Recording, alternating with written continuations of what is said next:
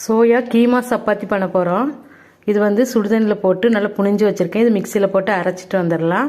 மாவு எடுத்து வச்சுருக்கேன். உப்பு போட்டு சாஃப்டாக பிசைஞ்சிட்டு வந்துடலாம். அதுக்கப்புறம் பார்க்கலாம். மாவு ரெடி பண்ணியாச்சு. சோயாவை நல்லா அரைச்சிட்டு வந்தாச்சு. இப்போ எப்படி தாளிக்கலாம் பார்க்கலாம். ஃபஸ்ட்டு கடாய் வச்சுக்கிடுங்க. கடாயில் 2 ஸ்பூன் எண்ணெய் ஊற்றிக்கலாம். சோம்பு போட்டுக்கிடுங்க. சீரகம் 1/2 ஸ்பூன் போட்டுக்கிடுங்க. கருவேப்பிலை போட்டுக்கிடுங்க. 3 மிளகாய், பச்சை மிளகாய் கட் பண்ணி வச்சுருக்கேன். இதையும் போட்டு எண்ணெயில் ஃப்ரை பண்ணிக்கிடுங்க. கட் பண்ணி வச்ச 3 பெரிய வெங்காயம் போட்டுக்கிடுங்க. கட் பண்ணி வச்ச ஒரு கொடை மிளகாய் வதக்கிக்கிடுங்க. மசாலுக்கு தேவையான அளவு உப்பு. இதில் ஒரு தக்காளி, குட்டி தக்காளி 2 கட் பண்ணி வச்சுருக்கேன். இதையும் போட்டு நல்லா வதக்கிக்கிடுங்க. இஞ்சி பூண்டு 1 ஸ்பூன் போட்டு வதக்கிக்கிடலாம். வெங்காயம் தக்காளி வதங்கிருச்சு. இதில் 1 ஸ்பூன் மிளகாத்தூள் போட்டுக்கிடுங்க. 1/2 ஸ்பூன் மஞ்சத்தூள், 2 ஸ்பூன் சிக்கன் மசாலா. மசாலா நல்லா வதங்கிருச்சு.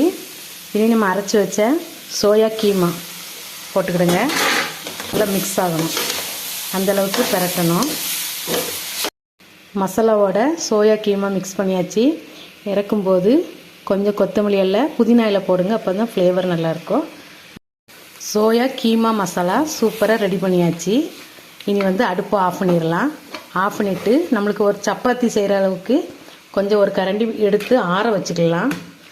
ஆற வச்சுட்டு நம்ம சப்பாத்தி எப்படி செய்யலான்னு பார்ப்போம். ஆற வச்சா ஆறிடுச்சு. ஒரு உருண்டை மாவு எடுத்துக்கிடுங்க. எடுத்துட்டு மாவில் டஸ்ட்டு பண்ணி தேய்க்கணும். 2 ஸ்பூன் சோயா கீமா வச்சுக்கிடுங்க. வச்சுட்டு அப்படி மடக்கிடலாம். மிச்சம் இருக்கிற மாவை அப்படி எடுத்துக்கலாம்.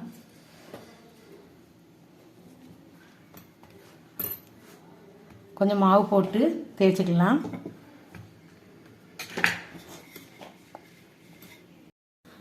தோசைக்கல்ல ஹீட் பண்ணிக்கிடுங்க. கொஞ்சமாக எண்ணெய் ஊற்றிக்கிடுங்க. கல் சூடாகி கொஞ்சம் எண்ணெய் ஊற்றி வச்சுருக்கேன். அப்படி தேய்ச்ச சப்பாத்தியை சிம்மில் வச்சு வேக வைப்போம்.